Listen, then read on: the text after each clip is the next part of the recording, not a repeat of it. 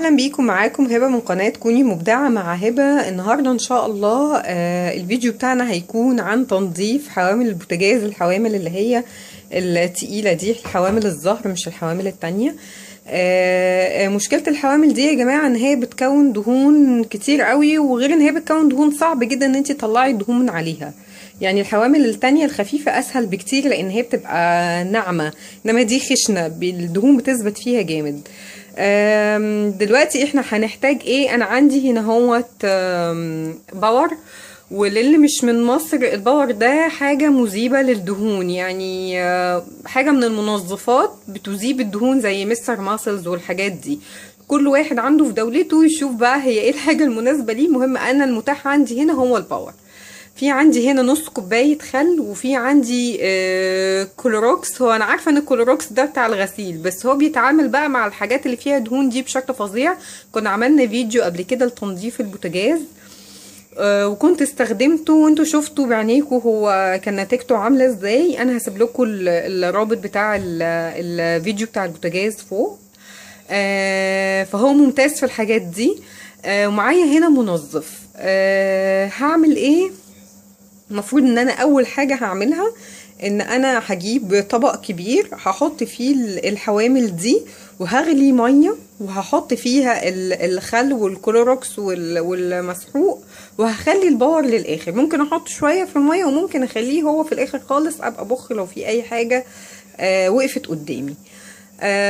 انا بالنسبه لي ما عنديش يعني طبعا طبق كبير او بانيو، اي حاجه من الحاجات دي هتنفع. انا هستسهل. انا هنا عندي غسالة الاطباق بتغلي الميه، فانا مش هحتاج ان انا احط الحوامل دي في ميه مغليه واعمل كده. فانا هعمل ايه؟ انا هحطهم في غسالة الاطباق ومن غير مسحوق ومن غير اي حاجه خالص. هحط بس فيها شويه خل، وهسيبها ان هي ايه تغلي الميه، وهم يفضلوا موجودين في غسالة الاطباق شويه، بحيث ان الدهون دي ايه تسيح شويه. انا هعمل الحركة دي، وبعدين هحط بقى الخلطة بتاعتي في طبق وسلك وفرشة، وهوريكم هنعمل ايه. زي ما قلت لكم انا معايا دي مية دافية. هحط فيها الخل اللي معايا دوت. بسم الله. وهحط معاهم شوية كلوروكس. بسم الله. اوكي. وهنا ده مسحوق، مش هحط مسحوق كتير، هي حاجة بسيطة كده كفاية. دلوقتي الحوامل انا سايباهم في غسالة الاطباق. المفروض ان انا هطلعهم دلوقتي، وهحطهم. انا هنا فرشة كيس بلاستيك علشان ما بهدلش الدنيا بالحوامل، هما بيبقى فيهم دهون كتير. الباور بتاعي اكيد هستخدمه. هطلع الحوامل وهوريكم هنعمل ايه. هنا انا معايا الحامل، هو لسه طبعا سخن. طبعا الميه المغليه بصوا بتخلي الدهون تقريبا تبقى كلها سايحه، وهتبقى سهل ان انا اطلع على طول. هعمل ايه دلوقتي انا معايا الباور.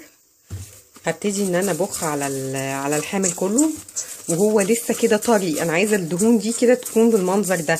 انا مش عايزه اسيبها لما تبرد خالص وتبتدي تلزق تاني على الحامل. هكمل رش على الحامل كله، وهرجع اقول لكم هنعمل ايه مع بعض تاني. هنا انا رشيت الباور بتاعي على الحامل كله. انا معايا هنا الخلطة بتاعتي دي بالسلكة. كل اللي انا هعمله ان انا هبتدي بالراحة، ابتدي ان انا امشي على الدهون. بصوا بتطلع على طول ازاي، مش هتاخد وقت مني خالص. هكمل بقية دعك الحامل بنفس الطريقة دي. بس هو بصوا كده كده كده اصلا شايفين بينزل كل الدهون على الحامل. دي اسهل طريقة انا جربتها، وفعلا فعلا بتجيب نتيجة ممتازة.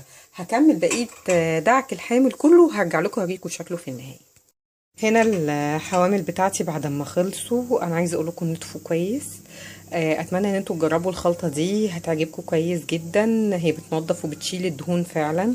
يمكن زي ما قلت لكم دي كانت اسهل طريقه استخدمتها ان انا اشيل الدهون من على الحوامل، وجابت نتيجه.